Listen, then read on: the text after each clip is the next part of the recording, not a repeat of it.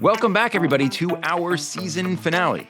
Over the last two episodes, we went back to the Exodus, beginning with God's first meeting with Moshe at the burning bush.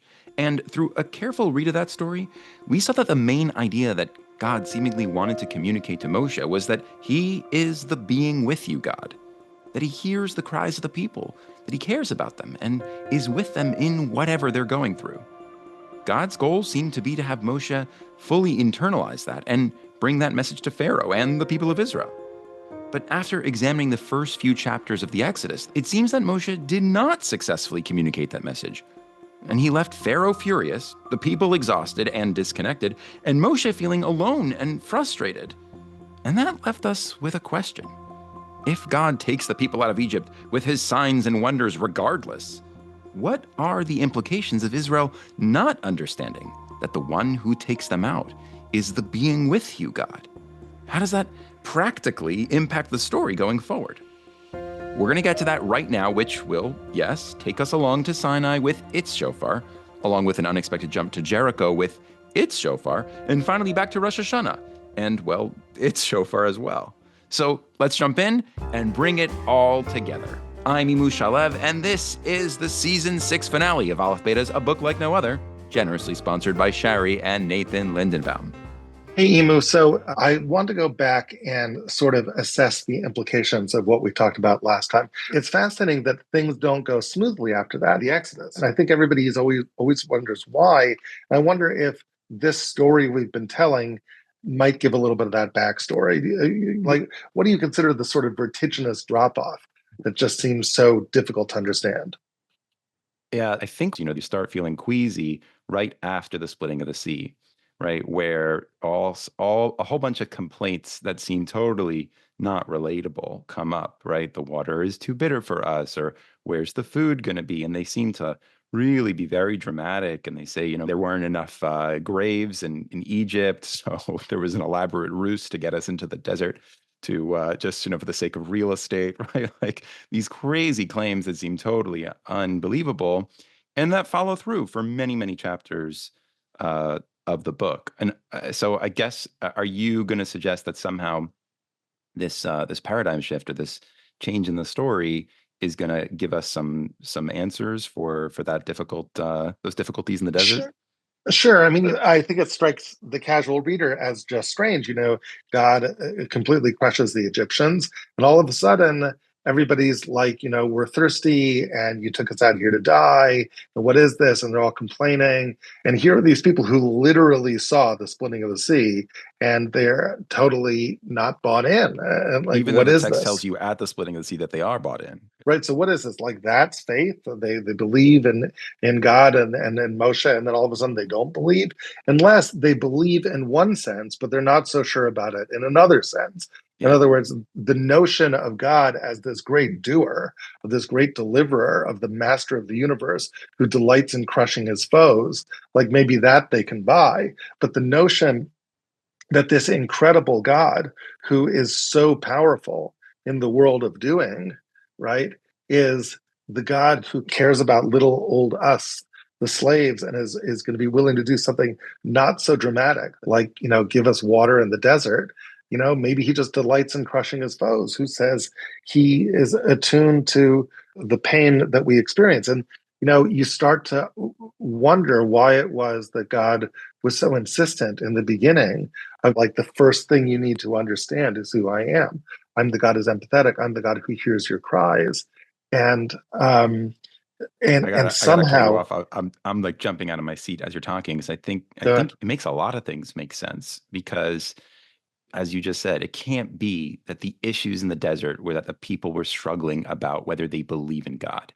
That's ridiculous. Of course they believe in God. Like there's right, so many signs and wonders that prove God's existence. But what you're giving, what you're pointing out and giving richness to and depth to is that the question on people's mind was the nature of this God. Is this Elohim, the power God, or is this Yud Ke Vav Ke? And in fact, actually, I think there's a lot of evidence for this in the complaints. I remember at one point the people, the Torah describes the question of whether God is going to even feed them in the desert. as Hayesh Hashem Bikirbeinu Im Ayin. And I believe Mhm. the words there are used Hayesh Yud Ke Vav Ke Bikirbeinu Im Ayin. So Right. just to translate, the Torah characterizes the question of whether God is going to bother to feed them in the desert as whether Yud Ke Vav Ke is in our midst or is he not? And it's such a powerful question given what we've seen, because they're not really asking whether God has the power to feed us. They're asking whether the power God, whom they've seen, has any interest, perhaps, in feeding us. Like, if God is about really, really powerful things, then why would he bother to sustain little old me? I'm an ant and he is God, right? So, Mhm. unless, and this is, I think, the point that God and Moshe are trying to make to the people is like, no, despite all of that, he is Yud Ke Vav Ke. He cares about you. He cares about you. And it seems like in the desert, God stops talking about it and does stuff about it to show like I wasn't just interested in beating up a bad guy and showing off how powerful I was. I really, really am interested in a relationship with you guys. Right. And but the problem is, the it's a little bit of a double-edged sword, right? Because in a sense, all of us, just even if we leave God out of the equation, all of us are so much more comfortable relating on the plane of doing than on the plane of being. If I ask you who you are, you'll tell me a story about what you've done and what Yeah, happened my to you. I was job. born, and my job, this is what I did, this is where I graduated. You haven't really told me about the quality of your being because, like, how do you even put your finger on that? It's not like you don't believe there's this being called emu, but how do I describe it without describing my actions, right? Mm, And so um, mm. it's this Right. double-edged Good point. sword because on the one hand, God can do all these things that shows compassion, like I'll miraculously change this water so that it will be sweet. I will bring the manna from the sky. But the little voice inside me that wonders about the felt quality of God being, like, is he, listen to that question that you even talked about. Hayesh Hashem b'kirbeinu im ayin is such a being question. Is God really with me here? Like, is he actually with me? Like, this is after he's sweetened the waters and after he's given them manna. Like, all of those are things that God has done. And there's still this question, yeah, but still, are you really with me? Are you like actually here? Like, I can't touch you. I can't feel you. I can't hug you. Like, I'm still so not sure. And so it's such a challenge. And if you think about the challenge going into Sinai, the stakes are really high because God's going to reveal himself as the great king with this huge set of laws, right? And if I don't really believe that you're here with me, if I don't really believe that you get it, what it's like to be me, that you care about what it's like to be me, like little old tiny me, little human being me, when you're this vast, huge God, how's it going to work when I give you 613 commands and expect you to keep them? Oh, that's fascinating. I think I see where you're going. The challenge begins in Egypt, where, God was trying to be there for people and show his beingness, but it ended up devolving into action and into power. And so, despite the fact that God saves all the people through, plagues and power, he shifts into another, version of interacting with the people where he's going to feed them in the desert and he's going to clothe them and he's going to give them water to drink. And that's, a nicer form of miracles. But even that seems not to do the trick, right? It's more action, more action, more action, more talking, less being. And if you're in a relationship with God as lawgiver and you don't yet get that he loves you and cares about you, then those laws possibly could be seen as another form of domination, right? Tyranny. I just escaped from tyranny, and here's another tyrant who expects me to keep all this stuff. Like, and this part of it feels like nails on a chalkboard. Which is interesting because if I were the being God and I had an interest in giving my people law, it's not so much for obeisance or service as much as it would be, to guide them, to give to them. They would take my giving and see it as a taking, as a form of dominance, and that would be the worst thing possible. Exactly. So this, I think, is the challenge going into Sinai This is why Sinai is such a climactic moment. There's such big Fascinating. stakes around it. And this, I think, is where we get back to the ideas of Shofar that we were talking about. To show you why I think it might be, I want to take you on one more journey. This journey is the tour of a grand structure. In the last few months, our listenership for this show has doubled, something that obviously could never have happened without all of you. So, to celebrate and say thank you, we want to give you a gift. We want to offer you an ebook written by Rabbi Fohrman on his all-time favorite text. You guessed it, the Garden of Eden. With the new Parsha cycle just around the corner, when we're all going to be diving back into the garden once again, hopefully this will make it really special for you this year. You've made the past year so special for us. There's a link in the description where you can let us know your email, and we'll send you the book. Enjoy, and please let us know what you think. And the structure I'm talking about is a textual structure that Oh, shoot. I thought we were going to Venice. we're not going to Venice, right? You're not going to see anything architectural, but you actually will see architecture in the text, a literary structure, a fascinating structure. And inside that structure, I think lies the keys to answering the questions we've been talking about. And the structure I've been talking about for folks who have been around the block in Aleph Beta will be familiar to you. It's a chiasm. It's quite an extensive chiasm, and it links the story we've been talking about from the burning bush to Sinai with another story, but a story in the book of Joshua, the conquest of Jericho. I want to actually just sort of chart it out with you. In any chiastic structure, there's always a middle, right? A, B, C, D, C, B, A. D is the middle, right? Okay. As much as I enjoy listening to Rabbi Fohrman gush about chiasms and explain how they work at length, and weirdly enough, I actually do mean that, I'm going to give you the Cliff Notes version. Imagine a chiasm as a mountain with steps on one side that take you up to the top and steps on the other side that take you back down to the bottom. The top of the mountain, the pinnacle, stands alone. Each of the steps on the one side of the mountain has a parallel step to the other side. So the first step down is a parallel to the last step before the top, and the next step down is parallel to two steps before the top, and so on. Basically, the more you move forward, away from the top and down the mountain, the farther backwards the parallel step is from your journey up the mountain.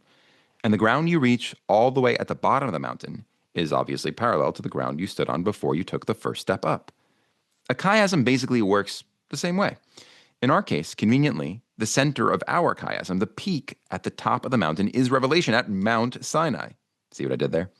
And the staircase going up and down the mountain on either side are two stories. One that takes place after Sinai and one that takes place before it.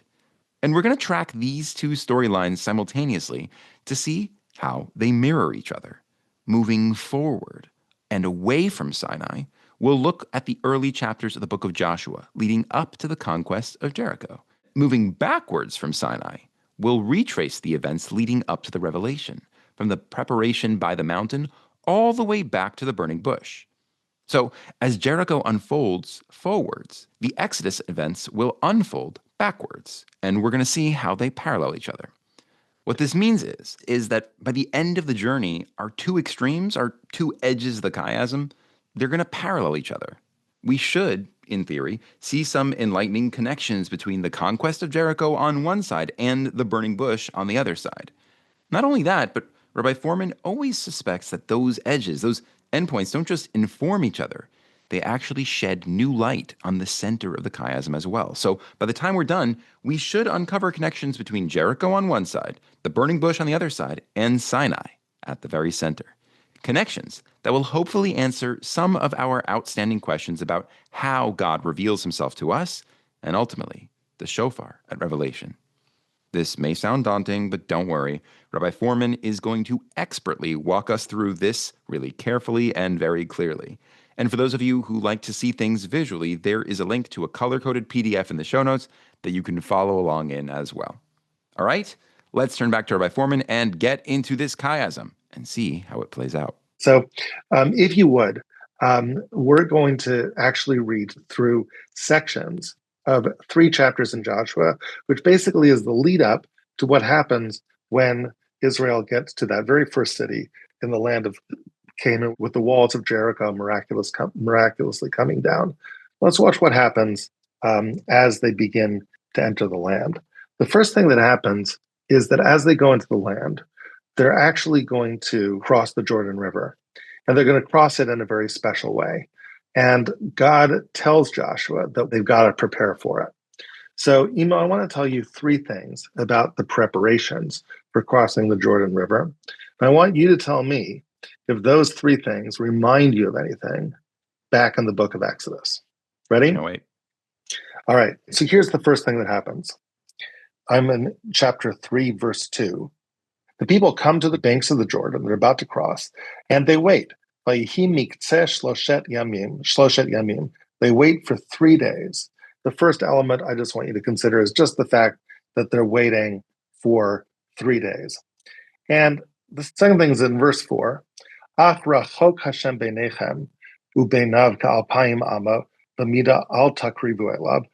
holy ark of the covenant is going to go before them. And God says, you need to keep a distance, a 2,000 amot distance, very dangerous. Don't get too close to the ark. So the second idea is don't get too close to this ark with God's presence in it. And the third element comes in verse 5, right after that. Vayomer Yoshua el ha'am, Joshua says to the people, Hiskadashu, I want you guys to sanctify yourselves, because tomorrow God's going to do amazing things within you. Okay, those are the three elements. Number one, a 3-day wait. Number two, don't get too close to this ark where God's presence is. And number three, sanctify yourselves because tomorrow is going to be really special. Emu, does this remind you of anything back in the book of Exodus? Oh, this is Sinai. That's A right. 3-day prep for the giving of the Torah, where they needed to stand back from the mountain and not go close, and they needed, I think that word hitkadashu, right? Sanctify Yep. yourselves and prepare. It's exactly the same idea. Verse 10 in chapter 19, in the preparations for Sinai, the kidashtem hayomu machar, right? Mm-hmm. Sanctify them today and tomorrow and get them ready for what's going to happen after the third day. And Emu, what does that idea of like keep a distance from the holy ark remind you of back in Sinai? Keeping distance from the mountain, right? They were not allowed to go up the mountain. God's domain, right? So stay far away from God's domain. You can't go up the mountain. There's something about what's happening here as they're getting ready to cross the Jordan that reminds you about getting ready for the Sinai experience back in Exodus 19. So we're going to call those three things together, getting ready to cross the Jordan and getting ready for Sinai. This is actually going to be the innermost pair. We'll just give it a color. Let's call it our green pair, right? Our green pair is preparations for Sinai, preparations for crossing the Jordan. Now, since this is the inside pair, Emu, then what that means is that every step forward we now take in the book of Joshua is going to be a step backwards in the book of Exodus, right? And so what happens is as we go forward in Joshua, we're going to be going backwards to earlier moments in Exodus. So let's get to our next element. We read a little bit more in Joshua chapter 3. And Emu, my challenge to you is, what does this remind you of back in the books of Exodus? Chapter 3, verse 7. Vayomer Hashem al Yoshua, God says to Joshua, Hayom hazeh, today, Joshua, achel gadlecha b'nei kol Yisrael. I am going to make you great in the eyes of Israel. Asher yedu, and they're going to know, ki kasher hayiti im Moshe e'yemach, that just as I was with Moshe, I was with you. So your reputation is going to go sky high amongst the people. Does that remind you of anything back in the book of Exodus? Yeah. So I see this as like making sure that the people know that he is with Joshua. And that is exactly what God said that he was going to do for Moshe, is that he wasn't only interested in revealing himself, right? God wanted to let everybody, believe in him, but also that they see Moshe as his representative. And here this is Exodus 19, verse 9. 9. Yeah, that's it. Vayomer Hashem Moshe, God says to Moshe, Hinei anochi ba elecha ba'av ha'anan. I'm going to come to you in the thickness of a cloud, ba'avur yishma ha'am b'dabri imach, so that the people overhear when I speak to you, v'gam becha ya'aminu le'olam, and that also in you they will believe in forever or be loyal to forever. Yep. So there you got it. God is like, I'm going to go out of my way. I'm going to demonstrate that there's something special about this leader. Everyone's going to realize it. Everyone's going to know. Let's call that our blue element. So in Joshua, first we've got our green element, then we've got our blue element, but now we're going backwards in Exodus, and the green to the blue actually travels backwards, right? The green was the preparations for Sinai. And right before that, a little bit earlier, you have this blue element. God says, I'm going to, raise up your reputation. Everyone's going to see that I'm speaking to you, Moses. Okay, so let's go a little bit further. And now we're going to get to what I call a red element. And I don't know if I have a good thematic way of describing the red element. The red element, for me, most obviously, is actually just a strange confluence of words. Each of these words is kind of common, but when you put all five of them together, they're very unusual. Let me tell you what I mean. Let's just go a little bit further in Joshua chapter 3, and read verses 8 and 9.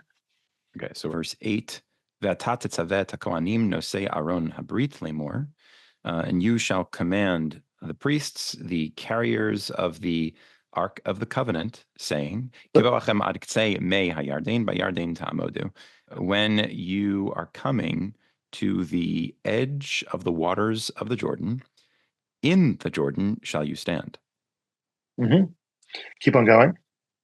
Vayomer Yeshua b'nei Yisrael, and Yeshua tells the people of Israel, Gshuhena v'shimu et divrei Adonai Elohechem. Come close and listen to the words of God. Yes. Okay, so let's Yeah, I break see that some of these into things. five Yeah. elements, right?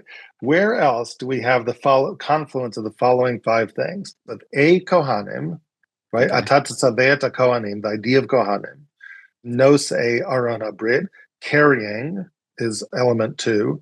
I don't remember Third any element is carrying. Aron Abrit, covenant. Oh. Kavoachem, coming is fourth element. Kavoachem et ktsei mei hayarden, when you get to the middle of the Yarden, you stand there. Mhm. And then Joshua says to Israel, come close. Vishimu et divrei Hashem Elokechem, listening to the voice of God is the fifth element. So where else do I have Kohanim, carrying, covenant, coming, and listening to the voice of God all together in the preparations for Sinai? So the green element are among the last preparations for Sinai. The blue element is the middle preparations for Sinai. What were some of the initial preparations for Sinai? You had just a little bit before that in chapter 19. Anything that reminds you of Kohanim by any chance? Well, God does tell the people, Tem tiyuli mamlechet Kohanim. You're going to Yeah, be that's it. You a will nation be of a priests. mamlachat kohanim. You'll be a nation of priests. And when God says, you have seen in verse 4 of chapter 19, Asher asiti l'Mitzrayim, what I did to Egypt, va'esa etchem al kanfei nesharim, and There's how carrying. there's carrying, va'avi etchem elai, and you came to me, and I brought you to me. There's coming.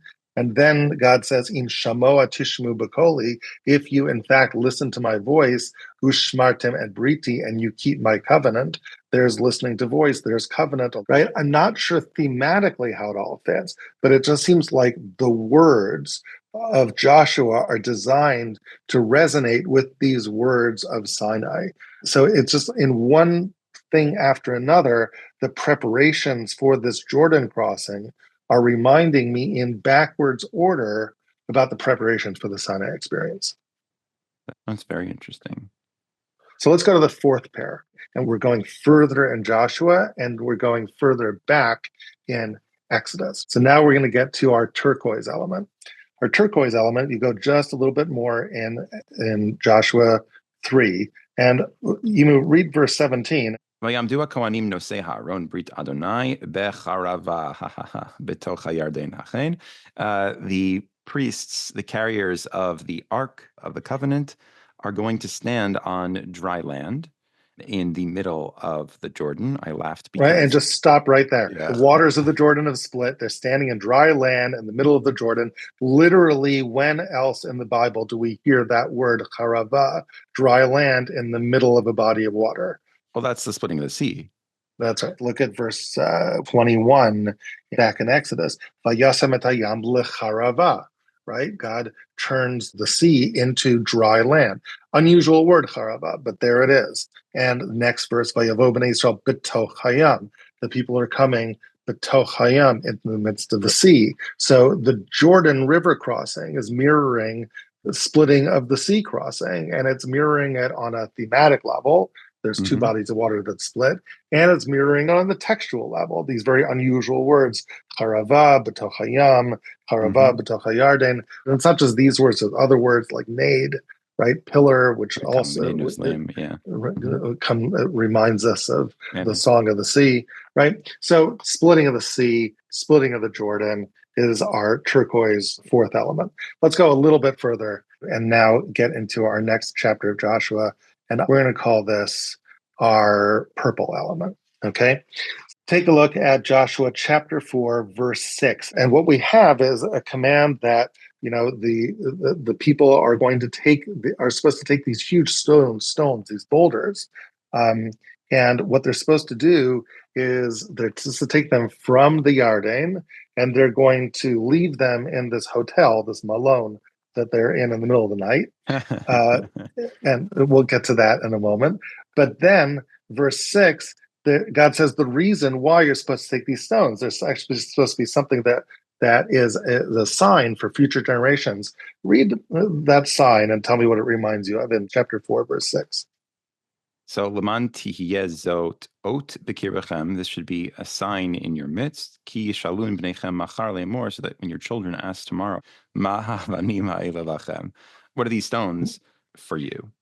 V'amartem lahem, and you shall say to them, asher nichretu meimei hayarden, they have been cut from the waters of the Jordan, mipnei Aron brit Adonai, before the face of the ark of the covenant of God, be'ovro bayarden, in crossing over the Jordan, nichretu mei hayarden, the waters of the Jordan were cut. V'ayu avanim ha'ela zikaron, and these stones shall be for you a memory, livnei Yisrael ad olam. There'll be a memorial for Israel forever. And Emu, what does that remind you of back in Exodus? So it's the language of ki shalom b'nechem machar, right? When your children ask tomorrow, ha'ex lachem. These words are very famous because they're quoted in the Haggadah. But this is when the people are going to leave. There's commands for the Korban Pesach, I believe. And so these are the commands for the Korban Pesach. And take a look. Let's just read, if you would, from Exodus 13, verse 14. Okay, v'hayaki yishalcha bincha machar lemor, and it'll be when your child asks you tomorrow. Which, by the way, is exactly the same words in Joshua. It's not subtle, right? When your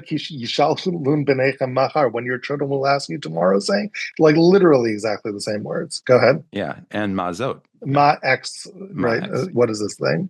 Yeah. Mazo, what and is this? So you're supposed to say something. Go ahead. With a strong hand, God took us out of Egypt from the house of slavery.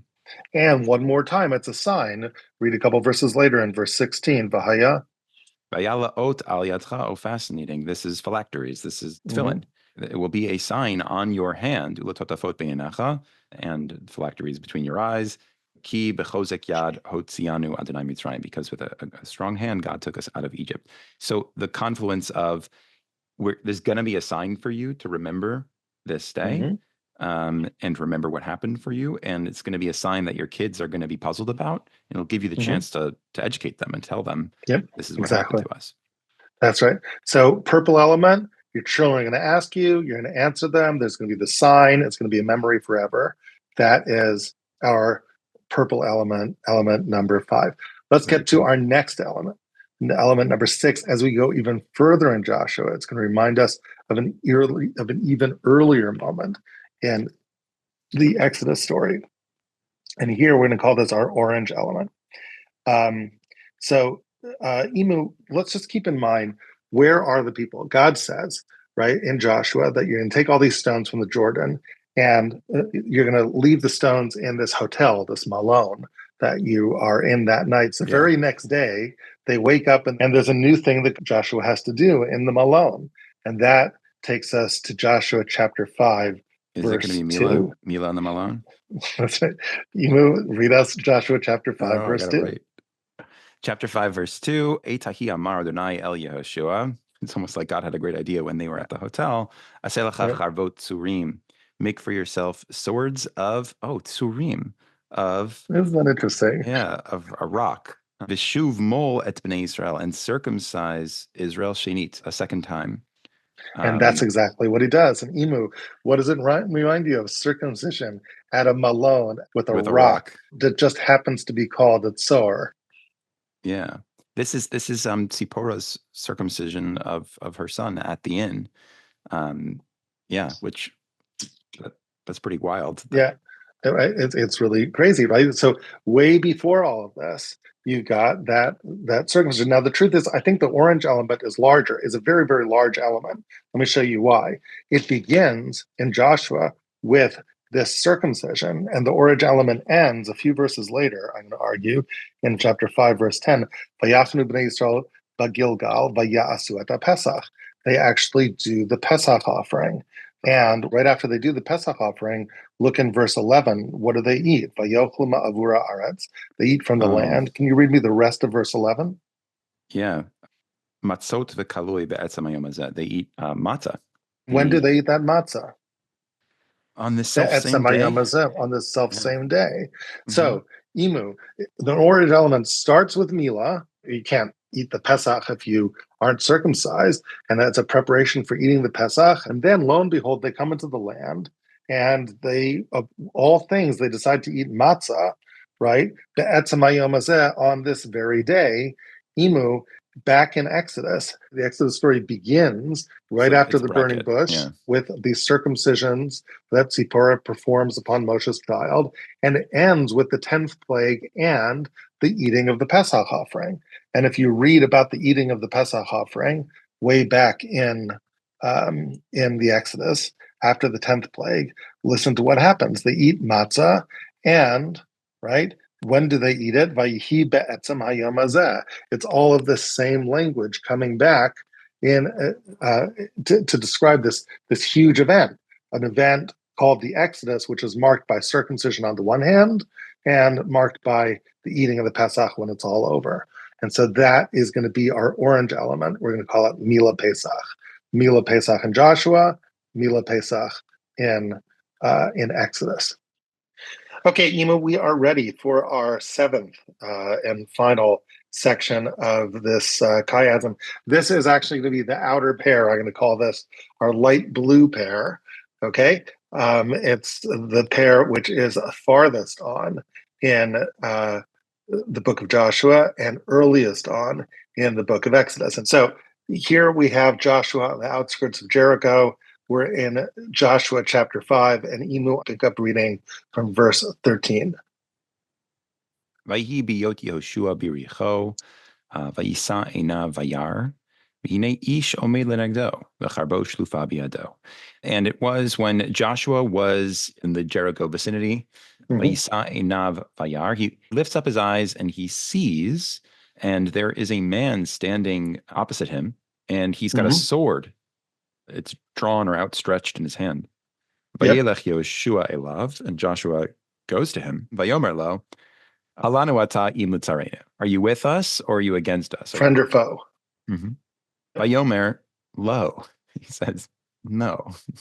Like none of the above. He doesn't pick a side. Ki ani sar tzva Adonai atavati. I am an officer of the host of God, and now I have come. Vayipol Yehoshua al panav arza. Joshua falls on his face. Vayishtachavu, and he bows. Vayomer lo ma Adoni medaber el avdo. Joshua asks, "What do you have to say? What does my master have to say to me, to his servant?" Vayomer sar tzva Adonai el Yehoshua. This captain of the host of God speaks to Yehoshua. Shal na'alcha me'al raglecha. Take off your shoe from your foot. Because the place that you're standing, kodeshu, it is holy. Vayas Yehoshua came, and Joshua does this. That's like I've never heard that in any other place. Particularly the taking off your shoe because it's holy ground. Like that sends me straight back to the burning bush. Exactly.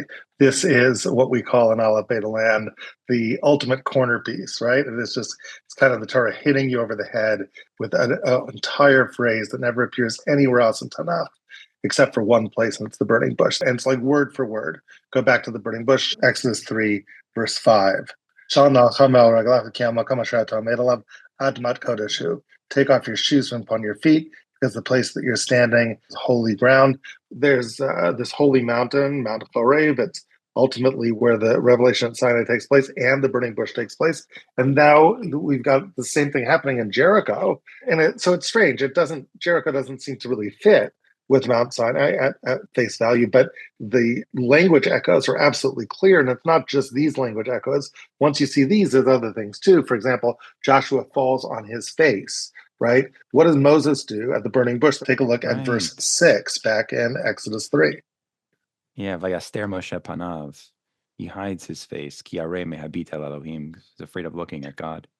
Yeah. And, this angel, he's got Harbo Shlufa Viado. And we talked about this back in season 1 of Book Like No Other. What does that word for sword remind you of back in Exodus? That's right. It's the name of the mountain is literally sword, Het Reish Bet, just like the Harbo Shlufa Viado. And interestingly, if you keep on reading, the resonances continue. Keep on reading into the next chapter of Joshua, chapter 6, verse 1. Go ahead. Jericho sogeret u'misugeret mipnei bnei Yisrael, and Jericho was closed and cordoned off because of Israel. En yotzei ve'en ba. Nobody can come out and nobody can come in. Vayomer Adonai el Yoshua re'ei natati b'yadcha et Jericho ve'et malka giborei achayel. God says to Joshua, behold, I have given into your hands Jericho and its kings and its, heroes of valor. Yep. And what does what does that remind you of? See, I have given you Jericho and its king and all of its armies. What does remind you of back at the burning bush?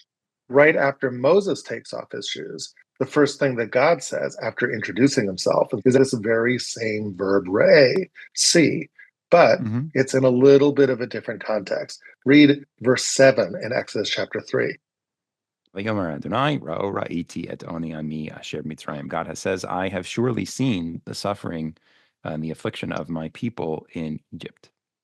And now we begin to get a little bit of a hint, I think, as to why the conquest of Jericho is connected at the very end of this chiasm to the burning bush of all things. Like, what in the world would the conquest of Jericho have to do with the burning bush? But look at the next thing God says. I've seen the suffering of my people Israel. And then he talks about a commitment that he's going to make. Keep on reading.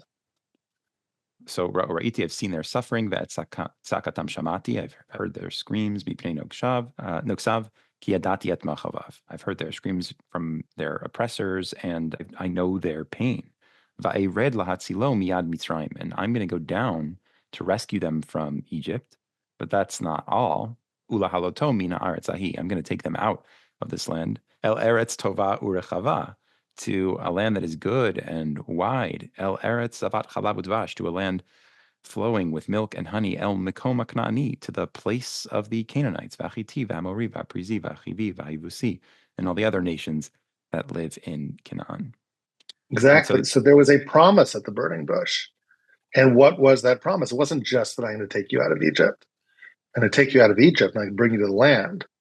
So when does the promise finally get fulfilled? Yeah, it's coming now. It's funny because you're like talking about this algebraic chiasm, right? Look, these words mirror those words. But finally here, you can actually see this is not just a bunch of biblical algebra. This is another word for chiasm literally is a bookend, right? Like God makes a promise to rescue you and to deliver you to your land. And we're reading the story about delivering you to the land. And not only is that working thematically, there's also a whole bunch of textual signposts that say, hey, remember all that stuff? Those loans are being paid right now.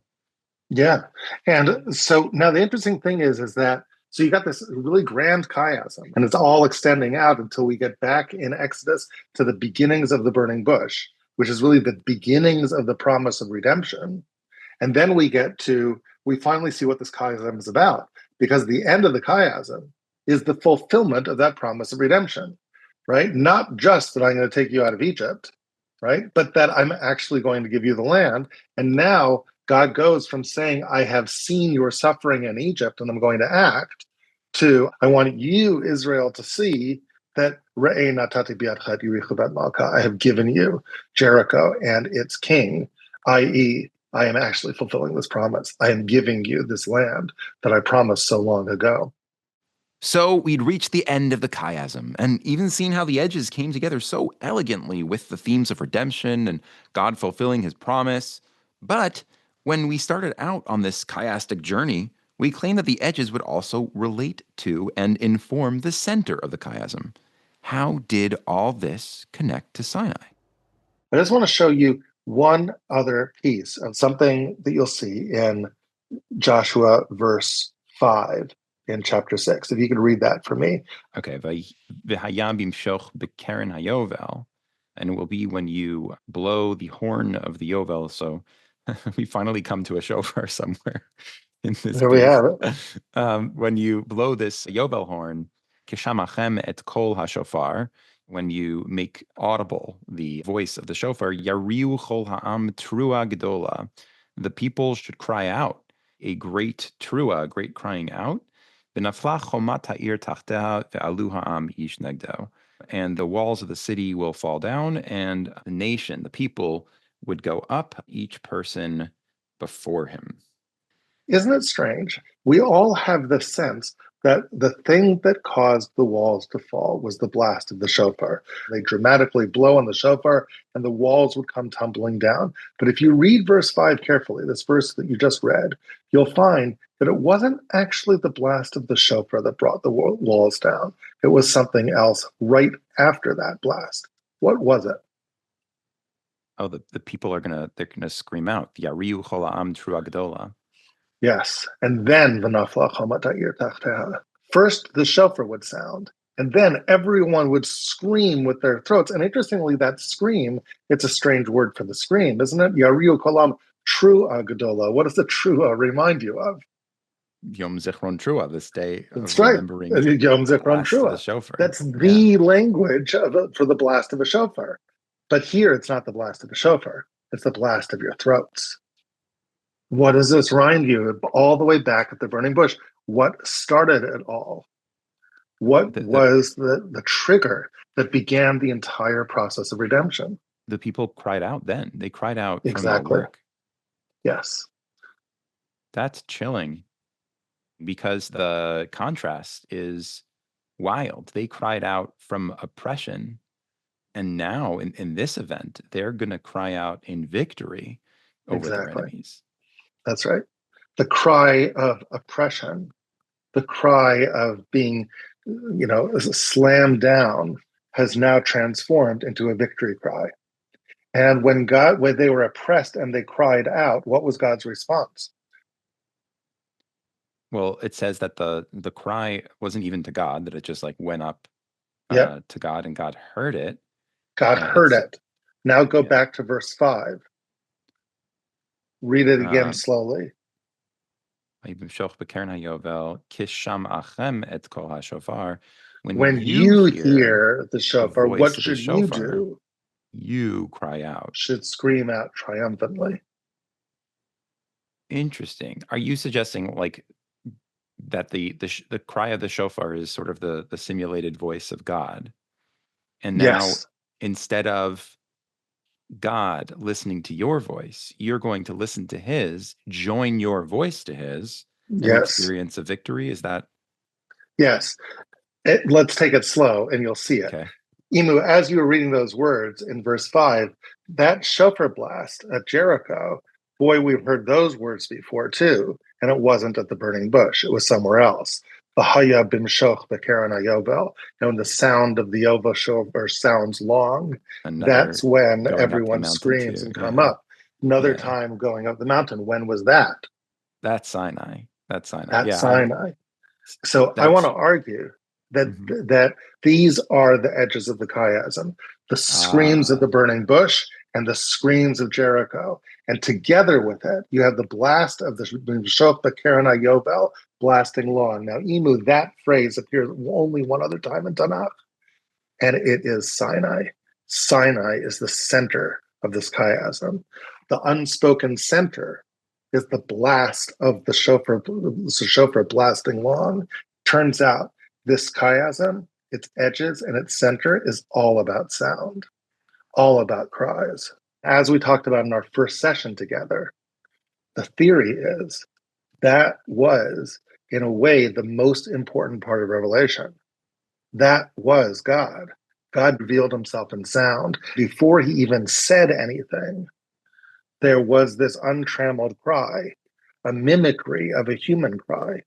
It was the sound of a shofar. Hmm. It was this sound, these exact words, the sound of the shofar blasting long. God chose to reveal himself and to create the effect of a shofar blast without any physical shofar being there. I am going to sound like a shofar when I come, and Moshe can speak to me, Moshe Daber, Elokim Yanonu B'Kol, but I'm just going to answer him in voice until that voice becomes the Ten Commandments. Now, Imu, when the voice does become the Ten Commandments, what's the first thing God says? I mean, the first words are Anochi Hashem, Elokecha Asher Hotziticha Me'eretz Mitzrayim. Asher Hotziticha Me'eretz Mitzrayim. What was the promise? There were two elements of the promise. What was the first part? That I'll deliver you from Egypt. And the second part is I'll take you into the land. Turns out Sinai was God saying, I did the first part. Jericho is God saying, I'm doing the second part. It sounds like we're witnessing a conversation between the people and God, whether even the people even knew they were in conversation with God. Yes, we are. And this is really the point I want to make. Isn't it interesting if we have these different elements of the human cries and the shofar cries, right? What do we have at the burning bush? Do we have a shofar cry or a human cry? Only a human cry. There's no shofar. The people don't take a shofar and blow a trua. Yeah. No, none of that. The people just cry out. Their cries go up to God, and God hears those cries, and that becomes the trigger, the catalyst, the whole redemption of Egypt story. Mm-hmm. Okay, that's the beginning of the burning bush. Then at Sinai, what do you have? Do you have a shofar or do you have people crying out? I mean, you definitely have a shofar. You have a shofar, no people crying out. And now in Jericho, what do you have? Shofar, people crying out. What do you got? You have both. You have Both. Shofar and the people. What I think you see here is that the shofar's blast is intimately tied in to the people's cries. Emu, let's go back to the story I was telling you about in our last session together. We were getting to the climax of the story. We defined a problem, right? The people never really got it. There was this message, this fundamental message that God wanted to give. He heard the cries of the people, and all he wanted to tell them is that I heard your cries. Mm-hmm. But he had such a hard time communicating that no one believed it, right? Pharaoh didn't believe it. The Zakanim didn't believe it. People believed it momentarily, and then they got so oppressed they couldn't believe it. And none of them really believed there was this God that really got it, that really understood. So finally, after the Exodus, God starts doing things, which shows that he cares, but the people are just, no, you're just the doing God, you're the master, you're the powerful God. Like, how do I really know that you get it, that you love us, that you really get it? How do you show that you heard the cries of the people and that you were empathetic? How do you show it? God comes along at Sinai and comes with a shofar blast and says, I'm going to reveal myself with a sound of a shofar. A shofar, I want to argue, is an instrument that we use to mimic a human cry. God was saying, I am mimicking your cry. I heard you when you screamed out loud. Did it sound something like this? It's proof. The people are presented with proof. God is screaming out, and they recognize that and say, yes, that's what we sounded like when we cried back at the burning bush. I want to argue that's really the glue that binds this chiasm together.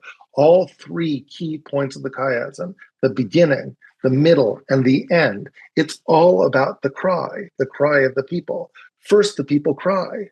And finally, at Sinai, when God is about to give the laws, before God gives the laws, says, before I say anything, I just want you to know in my voice is a mimicry of your cry. It's a way I'm showing that I heard you. Do you get it now? Do you see? I could only make this sound if I heard you. You know this sound. It's your cry. And so the meaning of the shofar at Sinai wasn't just stam. It wasn't just like, this is what God's voice happens to sound like. This It is what happens to sound God's like a voice happens shofar. to sound like. It's a It's not shofar. It like could have been a God's voice. It saxophone, could have been but it's a anything. No, it was a specific sound that people use to mimic a human cry, right? God says, I'm going to use that sound too. And it's going to be your cry that I'm mimicking. And that's the way I convince you. That's the way I help you understand. I am Yud Hey and Vav and Hey. I am the being with you, God. I could only give you this sound if I was there with you the whole time, if I've heard that cry. Now you know. Now can you accept my laws?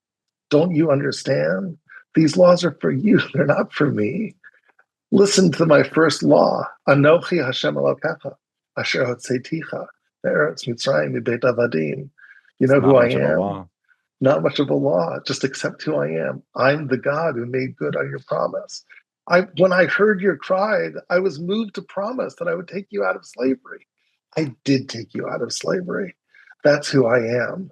But I'm not just the God who responded by doing to your suffering, by delivering you from slavery. Before I ever delivered you, way back at the burning bush, I wanted you to know I'm with you. I'm the Ehyeh Asher Ehyeh God. I'm the Yud Hey and Vav Hey God. I'm the God that Ra'o Ra'iti at Ani Asher B'Mitzrayim. So before I tell you about what I did, just listen to my voice. I'm the one who heard you. Didn't your cries sound something like this? And finally, at Jericho, what do? It's the first time human beings ever blow a shofar. No human beings blew a shofar before. I don't think we have a record of human beings blowing a shofar in the Torah, in the 5 books of Moses. We just have that shofar blast that we heard at Sinai. God sounded the shofar. So what's happening when we blow the shofar at Jericho? What are we really saying when we blow the shofar? You know what we're saying? God, we heard you back at Sinai. We heard this sound. Mm. We heard you hear us. We get it. We get the message. We understand who you are. You are the Yud Hey and Vav Hey God. You made that sound. You heard our cry. We get it. We're going to make that sound we heard at Sinai. Did it sound something like this? And where do we get this idea that we make a shofar blast as a way of recalling an earlier shofar blast that was God's words? Where would such a thing come from? Because that's what God did at Sinai. That's how he used the shofar. That's a way of recalling our cries. Yeah, we're all practicing active listening. God is showing us that he listened by mimicking our cry, and then we're showing God that we listen by mimicking his. And therefore, on Rosh Hashanah, on the day that we remember Trua, you know what we're really doing? We're just acting out what happened at Jericho. What we're doing, in a way, is we're blowing the shofar to literally give God exactly the same message we once gave him at Jericho, which is, we get it. We heard this sound at Sinai, and we know what it means. It means you care. It means you heard us.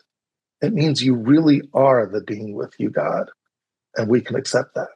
I hope everybody's like jumping out of their chairs wherever you're listening to this. And what you did is elegant because you're weaving together algebra, interpretation, and significance, like all at once.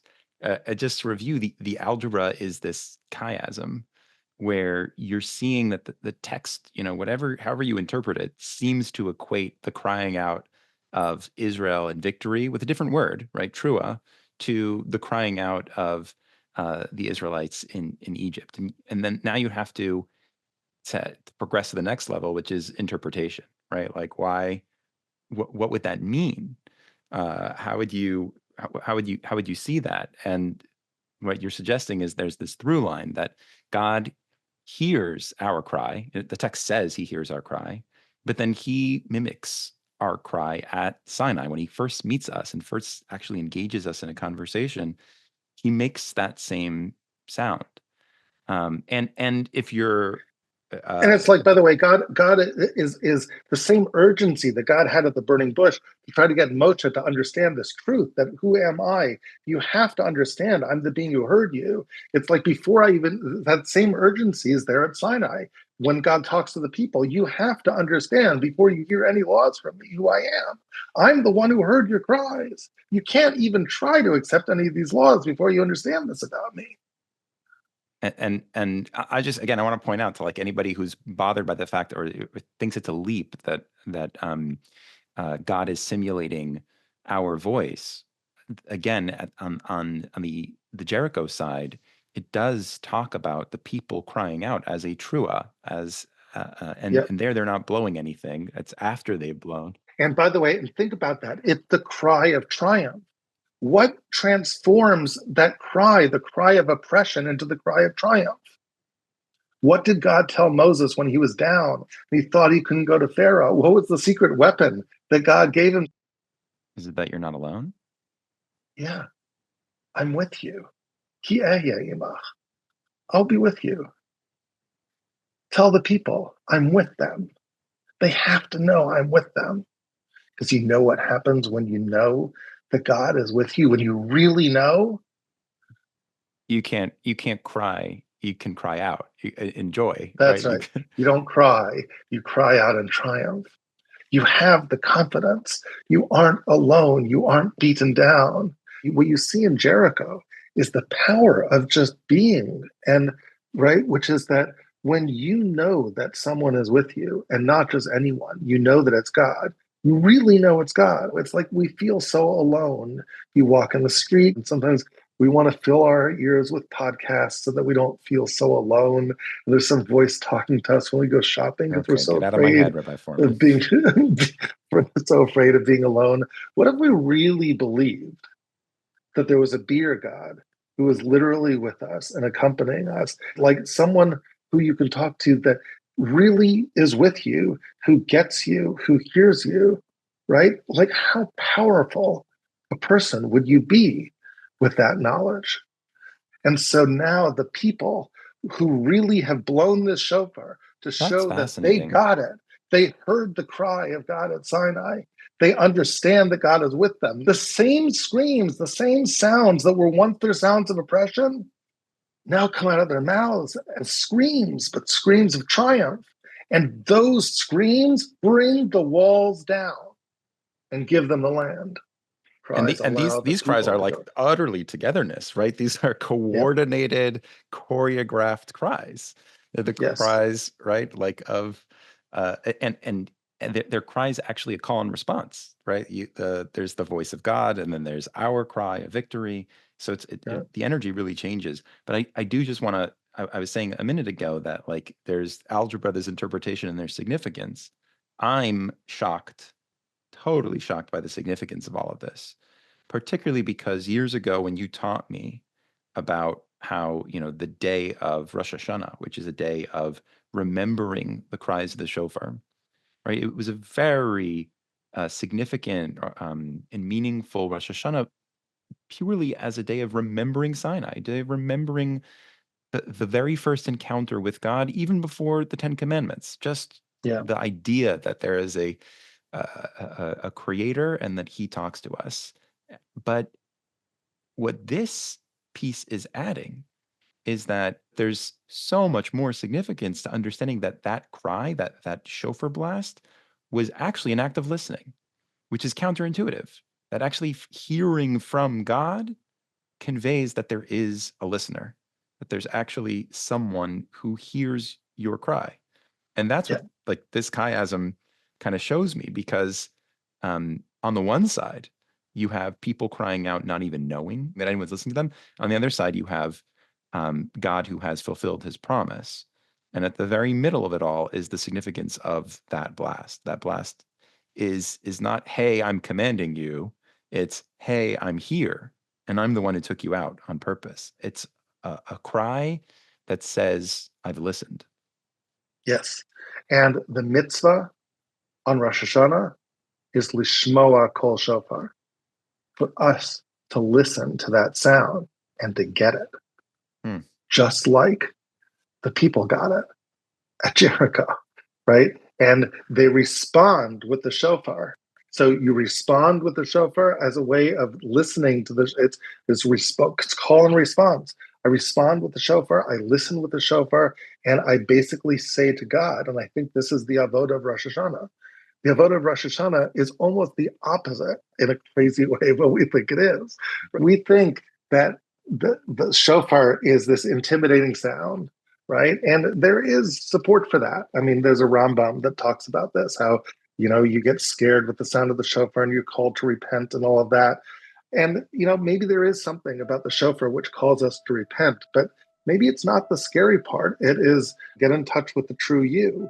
And the true you is the you that wants to be close to God. And maybe that's what Tshuva is all about. Why? Because what do you know about God? He's not just the lawgiver with power. He's not just the majestic king up there. He's the listener who cared about little old me when he's the master of the universe. So yes, Rosh Hashanah is the day I proclaim God king. But who is this God who's king? He's the God who listens to me, who knows what I sounded like when I was so down. God says, I'll prove it to you. This is the sound. This was your voice, right? Do you hear it? Yes, we hear it. We signify that we hear it with the shofar. And then our cries become different. Rosh Hashanah builds us up. It turns us into the kind of people that our screams are no longer screams of oppression, but can be screams of triumph. Because we have someone with us. And it's not just anyone, it's the master of the universe, and he cares. So I think that's Rosh Hashanah. And it's a different Rosh Hashanah than I ever imagined. Yes, it's the day that we proclaim God as king, but it's also the day that we understand that he heard us. We understand who this God is. Even before he takes me out of Egypt, and even before he gives me the land, right? There's something basic that he wants us to know, which is that he heard us. And that's Rosh Hashanah. What's so moving to me coming out of the season are just the number of layers that I want to try to relate to when hearing the shofar on Rosh Hashanah this year. Yes, there's the sound of God revealing himself to us at Sinai through the sound of the shofar. And I, along with everyone else, am once again coronating him as king. But now, within that voice, I hear God echoing my own cry, our national cry. He's telling me that the very first thing he wants me to know as this recoronated king is that he hears me and he cares about me. That he's been with us since we began as a people. He's been with me my whole life, and he'll be with me as my king this entire year. I know that if I listen even closer, I can hear my own response in that shofar. That there's this feeling of joy and triumph and togetherness that's welling up inside of me at being close to this infinite king. And it comes out in the sound of my own shofar blast. A sound that says, I know you're with me and I'm with you. I was reflecting on the season with our producer, Rabbi, and he pointed out that while we understand the words Yom Truah to mean a day of shofar blasts, it also potentially has another meaning. That word truah is related to the word re'ut, the word for friendship and closeness. And I think ultimately what I'm really listening for in that shofar blast is the closeness and bond that comes from an intimate conversation between myself and God. One where he tells me that he's with me, and I respond that I know that, and that I'll be with him too, as a loyal subject, but in closeness and in friendship. Anyway, I hope that you guys got as much out of the season as I did, and I look forward to being with you right here, together, in friendship, very soon for the next one. Thanks for joining us. Before you go, just give me 90 more seconds of your time to share a message. A Book Like No Other is going to be 3 years old in January, and over that time, we've grown to a listener base of thousands of you join us on these learning journeys, and it means so much to us. I started learning from Rabbi Fohrman at a time when I was committed to Torah, but also frustrated, trying to understand how to connect to this text. His way of learning opened that up for me, and if it does that for you, That's why we're here. That's why we exist. And that's why we're going to continue to offer this show entirely for free, even though we really shouldn't. Especially this season, Aleph Beta has a whole library of Rosh Hashanah and Yom Kippur content behind a paywall, and it's kind of the worst business model for us to be giving this away, giving y'all that high holiday fix. We're competing with ourselves, but this podcast, it's just too good not to share. And we feel bad putting it behind a paywall, honestly. So please, if you like what we do, take the next step. Check out Aleph Beta and consider signing up for a membership. You're going to gain access to our entire library, plus bonus material and live events. It's a great way to show that this matters to you and that you want to be a part of our community. And it keeps us foolishly giving away the goods. Thanks for supporting us.